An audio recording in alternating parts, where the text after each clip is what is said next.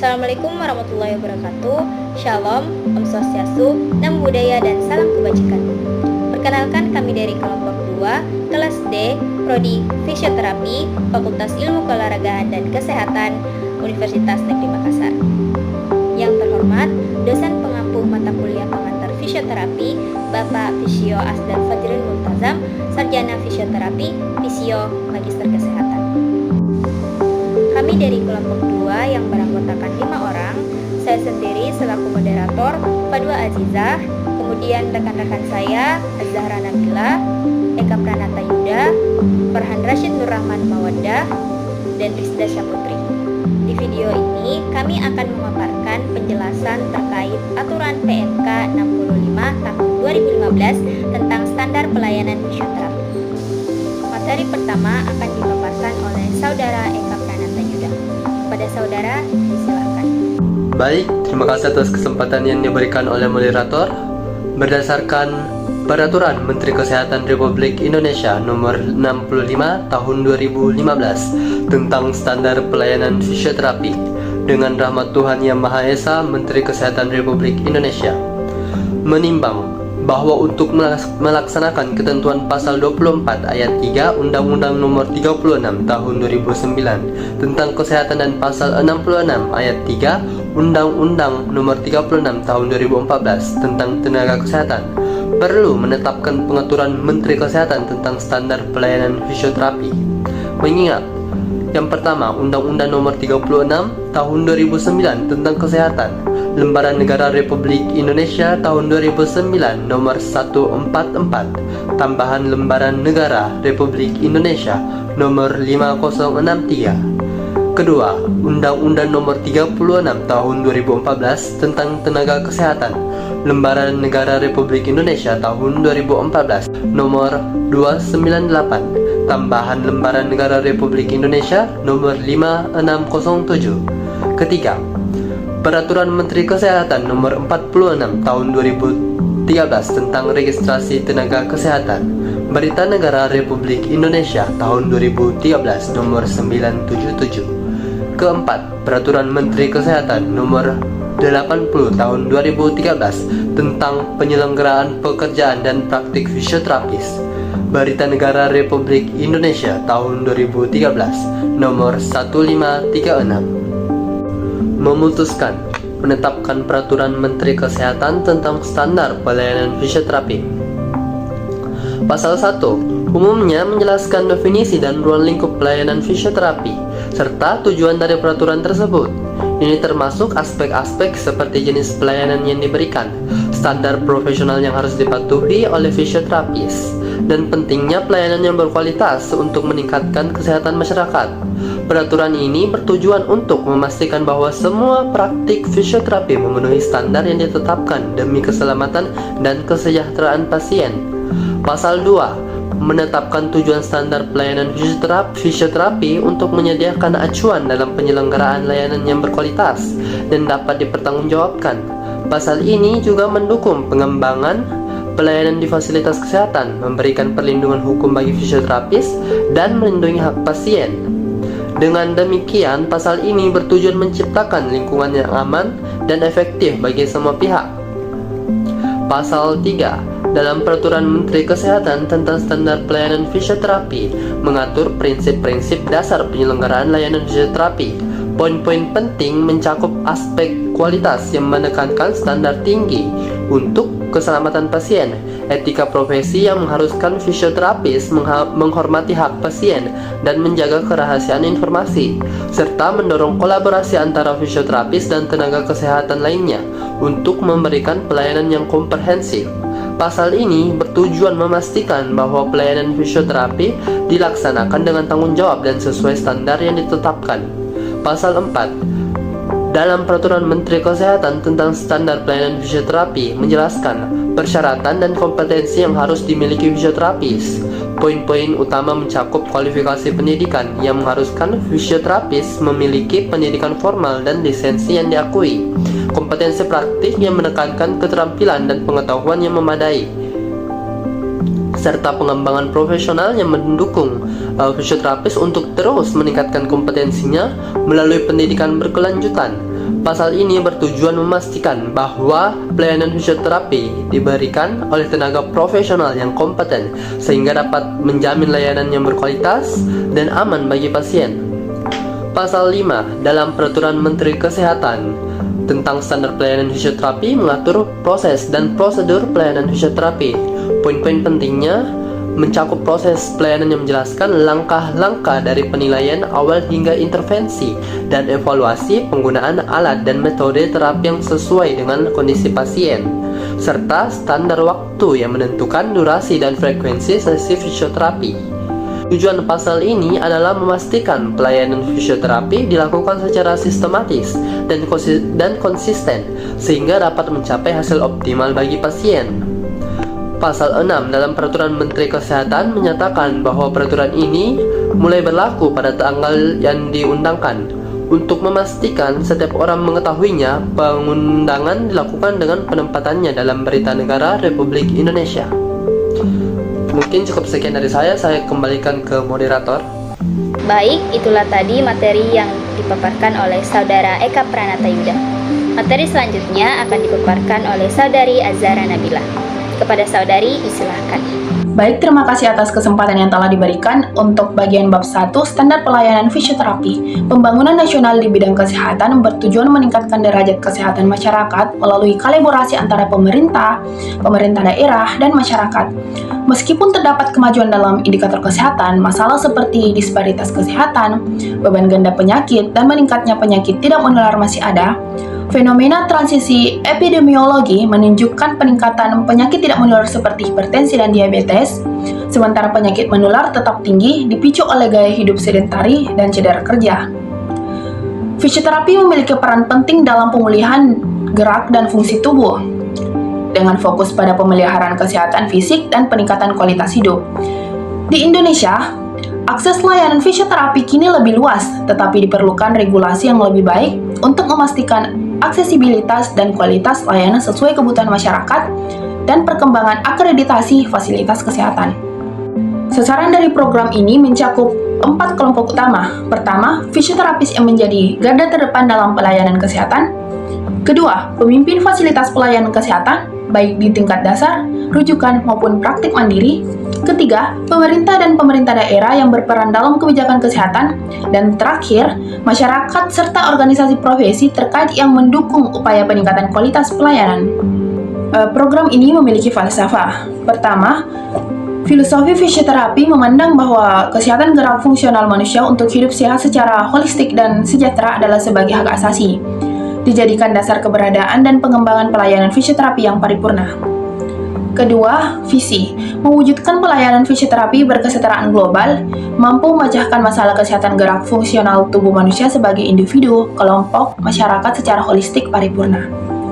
Ketiga, misi, melakukan proses fisioterapi yang profesional berbasis bukti, memotivasi fisioterapis dalam meningkatkan ilmu pengetahuan dan keterampilan fisioterapi secara berkala, membangun suasana kemitraan antar profesi dalam pelayanan kesehatan, melakukan penelitian klinis fisioterapi dalam meningkatkan layanan fisioterapi, melakukan advokasi kolegial praktek fisioterapi dalam penyelenggaraan pelayanan fisioterapi.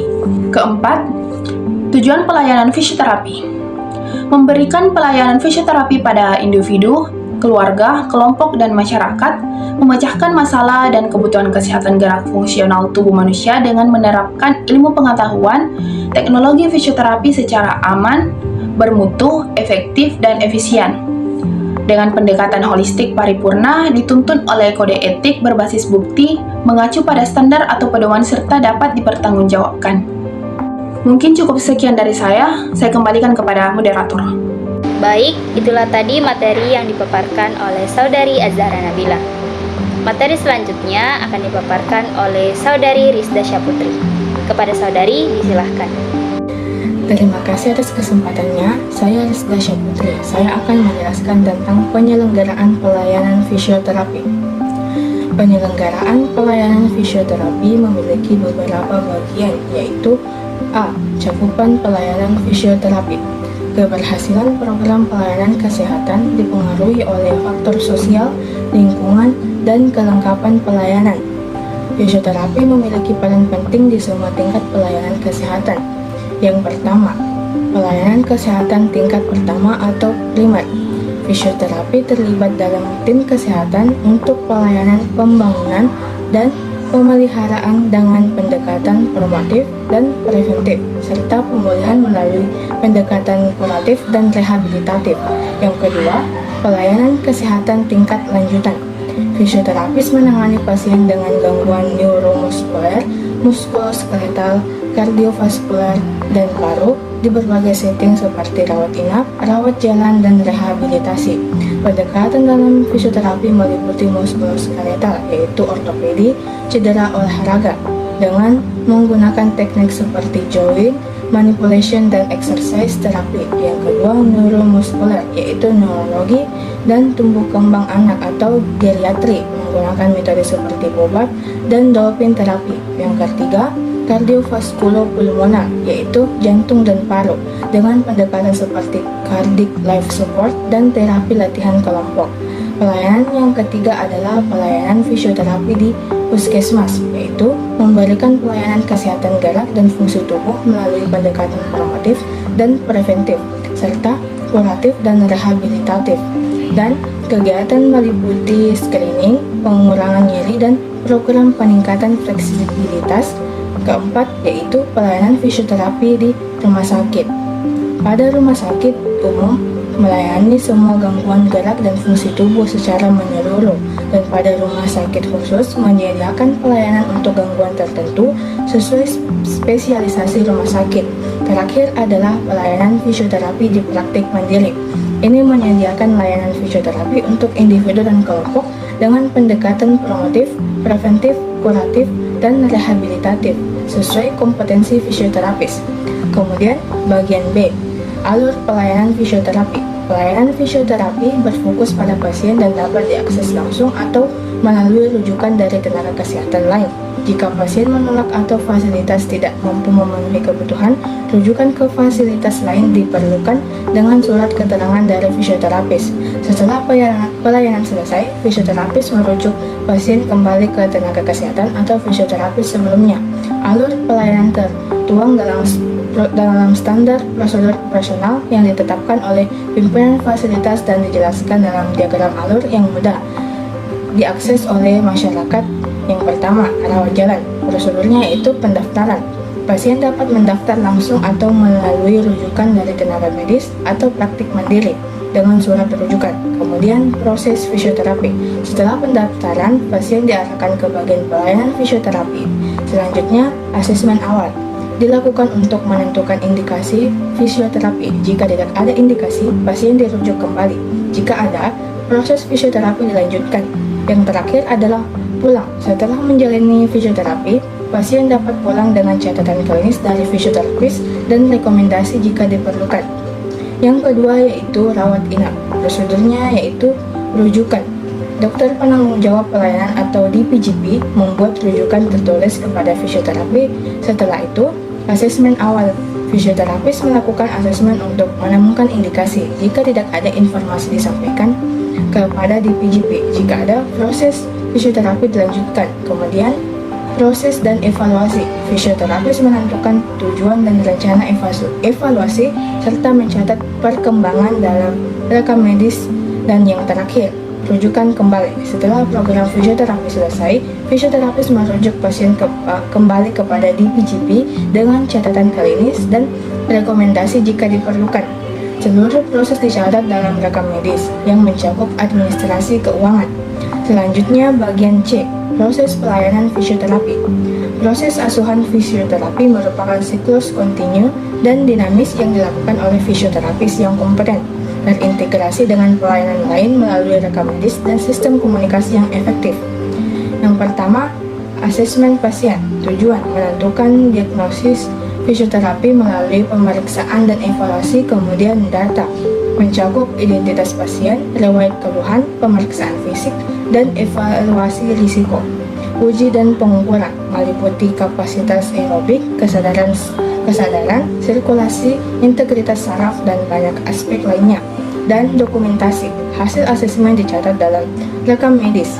Yang kedua, penegakan diagnosis. Diagnosis fisioterapi, pernyataan yang menggambarkan keadaan multidimensi pasien berdasarkan hasil pemeriksaan dan analisis klinis menggunakan kerangka ICF dan ICD-10. Dokumentasi. Diagnosis dicatat dalam rekam medis pasien. Yang ketiga, perencanaan intervensi. Rencana intervensi yaitu berdasarkan hasil asesmen dan diagnosis mencakup tujuan, penggunaan, modalitas, dan dosis. Komunikasi. Rencana disampaikan kepada pasien dan keluarganya. Yang keempat, intervensi. Pelaksanaan intervensi berbasis bukti dilakukan sesuai rencana dan dapat dimodifikasi berdasarkan evaluasi. Kebijakan. Semua intervensi didokumentasikan dalam prosedur baku yang disahkan. Keberhasilan diukur berdasarkan kemampuan fungsi, aktivitas, dan partisipasi pasien. Yang kelima, evaluasi atau reevaluasi. Evaluasi dilakukan untuk menilai pencapaian tujuan intervensi, bisa berujung pada penghentian program atau rujukan ke profesional lain. Yang keenam, komunikasi dan edukasi. Proses fisioterapis memberikan edukasi kepada pasien dan keluarga, serta berkomunikasi dengan tenaga kesehatan lain. Identitas. Fisioterapis menggunakan identitas resmi yang jelas untuk meningkatkan komunikasi. Yang ketujuh, atau yang terakhir adalah dokumentasi. Pentingnya dokumentasi yang baik merupakan bagian penting dari pelayanan fisioterapi yang berkualitas. Selanjutnya, bagian D, prosedur pelayanan secara umum. Prosedur fisioterapi tertuang dalam Miscellaneous Diagnostic and Therapeutic Procedures dan International Classification of Disease 9 Revision Clinical Modification atau ICD-9-CN dikelompokkan dalam kode 93, Physical Therapy, Respiratory Therapy, Rehabilitation, and Related Procedures, yaitu sebagai berikut.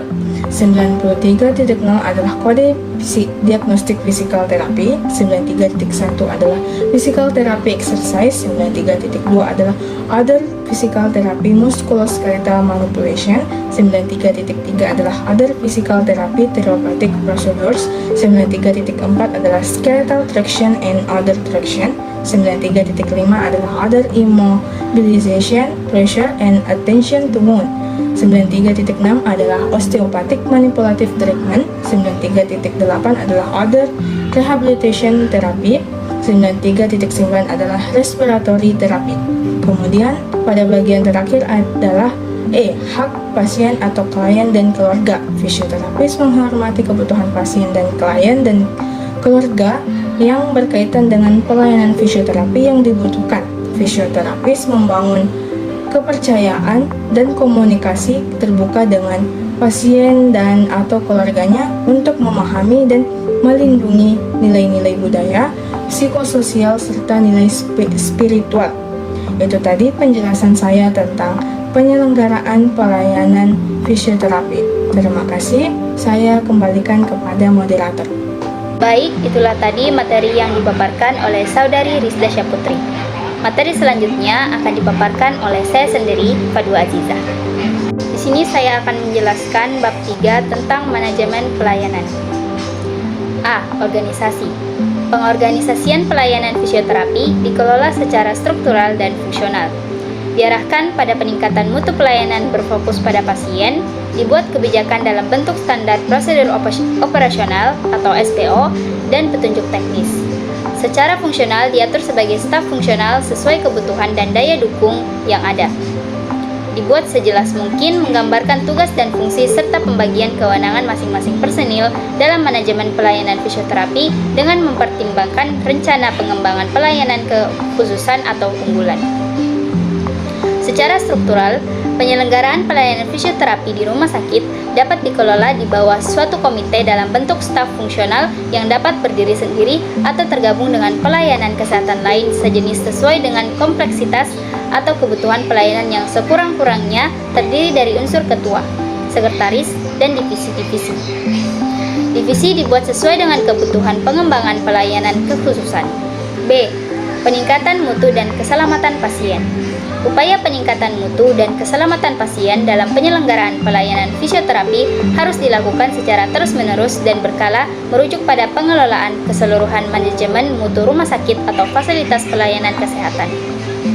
Pimpinan atau penanggung jawab pelayanan fisioterapi harus mendapatkan pendidikan atau pelatihan terkait mutu dan keselamatan pasien yang difasilitasi oleh fasilitas pelayanan kesehatan di mana pelayanan fisioterapi terselenggara. Mutu dan keselamatan pasien harus selalu tertanam dalam setiap kegiatan pelayanan fisioterapi, baik pada proses asuhan klinis maupun pada proses manajerial yang dipahami seluruh staf atau anggota. Untuk menjamin pengawasan mutu pelayanan fisioterapi dan keselamatan pasien, dapat dibentuk suatu komite atau subkomite pelayanan fisioterapi di bawah suatu wadah komite pelayanan. Sekurang-kurangnya mengandung 3 aspek indikator, yaitu kepuasan, kesalahan tindakan atau intervensi, dan angka kejadian dropout pasien atau klien fisioterapi. Pimpinan atau penanggung jawab pelayanan fisioterapi terlibat aktif dalam program penyusunan kebijakan fasilitas pelayanan kesehatan terkait upaya pencegahan dan pengendalian infeksi dan mensosialisasikannya pada anggota pelaksana dan atau staf, serta pada area tertentu atau rawat inap yang memiliki resiko terjadinya infeksi. Pelayanan fisioterapi didukung dengan prosedur baku yang disahkan oleh pimpinan fasilitas pelayanan kesehatan atau rumah sakit. Baik, itulah tadi materi yang saya paparkan. Materi selanjutnya akan dipaparkan oleh Saudara Farhan Rashid Nur Rahman Mawaddah. Kepada saudara, disilahkan. Baik, terima kasih kepada moderator bab 4. Sumber daya manusia. Fasilitas pelayanan kesehatan bertanggung jawab terhadap pemenuhan kebutuhan kualifikasi fisioterapi yang sesuai, termasuk pada kebutuhan pendidikan dan pelatihan dalam rangka pengembangan profesionalisme serta pelayanan. Pemenuhan sumber daya manusia fisioterapi di fasilitas kesehatan dilakukan berdasarkan analisis beban kerja atau rasio pelayanan pasien per hari kerja, seperti 1 fisioterapi 8 atau 10 pasien per hari kerja, dengan mempertimbangkan kebutuhan kualifikasi fisioterapi yang sesuai. 1. Puskesmas yang menyelenggarakan pelayanan fisioterapi paling sedikit harus memiliki 1 orang fisioterapi yang kualifikasi profesi atau fisioterapi kualifikasi minimal ahli madya. 2. Rumah sakit umum. Penyelenggaraan pelayanan fisioterapi di rumah sakit umum memerlukan fisioterapis kualifikasi profesi dan spesialis sesuai dengan kualifikasinya. 3. Rumah sakit khusus. Penyelenggaraan pelayanan fisioterapi di rumah sakit khusus sesuai dengan kualifikasi dan kekhususan. B. Sarana, prasarana, dan peralatan. 1. Sarana. Fasilitas pelayanan kesehatan yang menyelenggarakan pelayanan kesehatan fisioterapi setidaknya menyediakan sarana memadai dan memenuhi aspek kemudahan dan keselamatan penggunaan agar pelayanan fisioterapi berjalan dengan aman dan optimal. Lokasi gedung tempat penyelenggaraan pelayanan polifisioterapi rawat jalan terletak dekat dengan loket pendaftaran, memperlihatkan kemudahan akses untuk mencapai lokasi bagi pasien rawat jalan maupun rawat inap dengan petunjuk arah yang mudah terlihat atau dipahami. 2. Prasarana. Penyelenggaraan pelayanan fisioterapi didukung pengelolaan administrasi dengan kelengkapan prasarana administrasi manual dan elektronik dengan jumlah dan kualitas yang memadai.